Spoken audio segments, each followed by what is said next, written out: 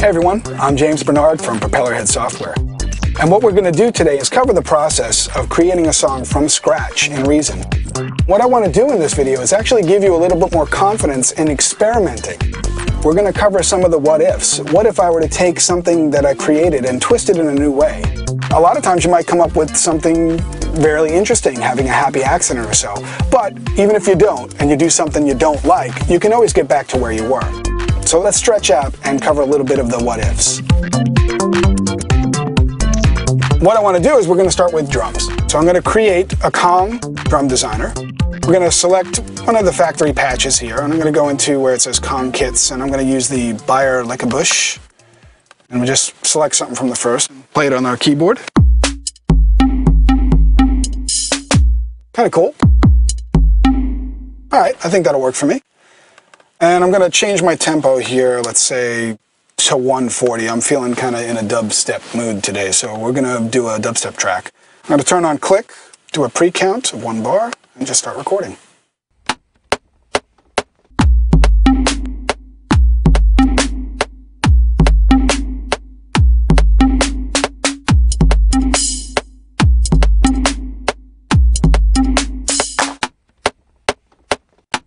That'll work.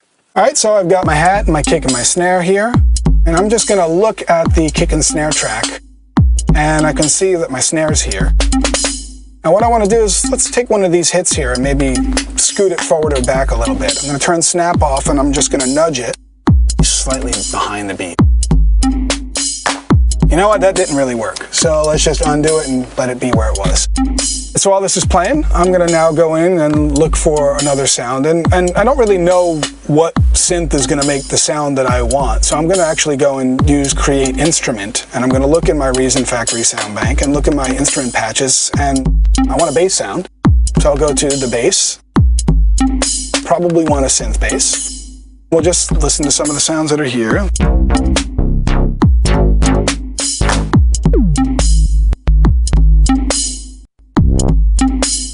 I think that'll work.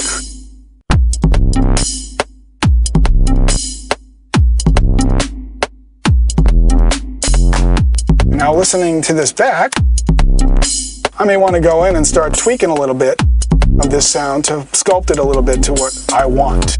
Maybe I want to give it a little bit more resonance.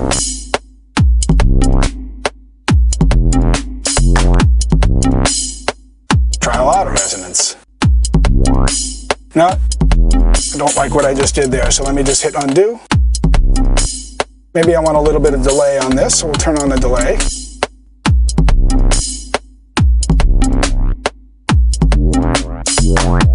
We'll take that Thor and let's run it through, I don't know, let's say Scream Distortion. Give it a little bit of fuzz.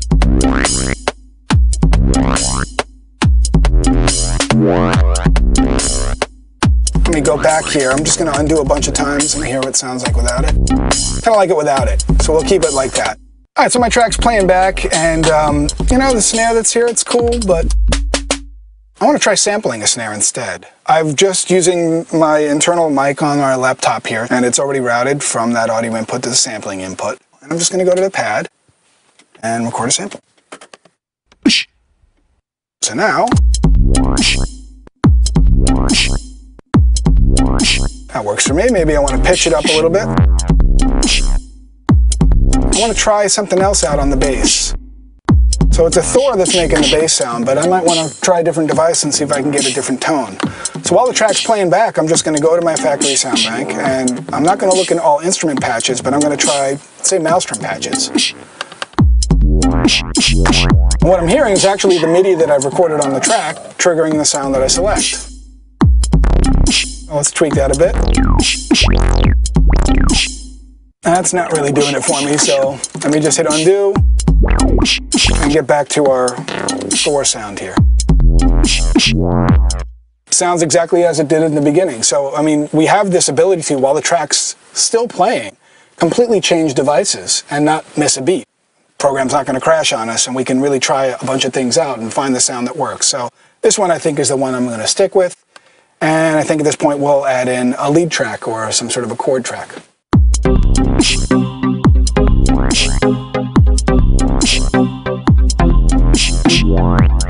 Alright, so I've got the sound, and what I want to do is process it through something. So I'm going to run it through the Maelstrom filter, maybe, or run it through the wave shaper on the Maelstrom and see what it sounds like. So we'll create a Maelstrom, and when I hold down the Shift key, when I create a device, it actually doesn't route it, so I'm free to make the connections in any way I want. So while this is playing back, I'm going to take the audio that was normally coming out of Thor, just disconnect it, and route that into, let's say, the audio input here into the shaper. And then I'm going to take the output of the Maelstrom and have that connected to my mixer.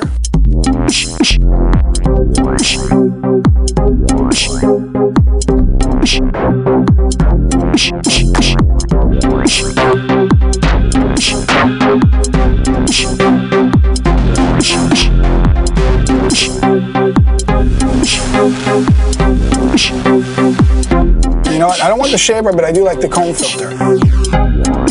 And I want that comb filter to maybe open and close a little bit. So I'm going to use Mod B and its filter. By turning the knob to the right, it's going to start changing this filter here. I'm going to change its rate so it's slow. So we get a little bit of a flange, something that's happening on the sound there. And it works out pretty well. Yeah, I like that. Let's add in our percussion loop. I'll go to my factory sound bank, look at some of the percussion loops that are in here, and I don't know, let's see what something from Prince board might sound like. That might work. So let's hear what that sounds like with the track.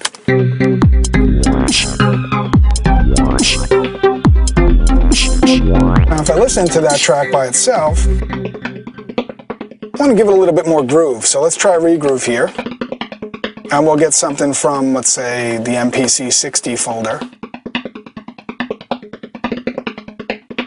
I think that'll work. I kind of like that because it's kind of given a nice little slightly human feel to something that was very sequenced and programmed.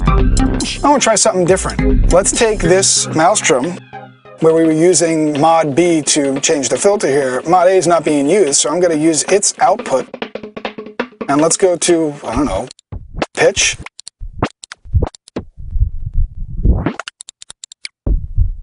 Oh, let's see what that sounds like.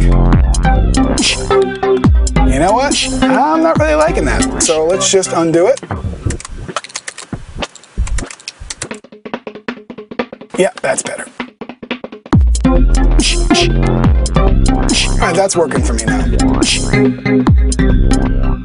Alright, so what I want to do now is I'm going to take this lead sound and I want to record some automation, maybe open and close the filter a bit over the course of this 8-bar phrase.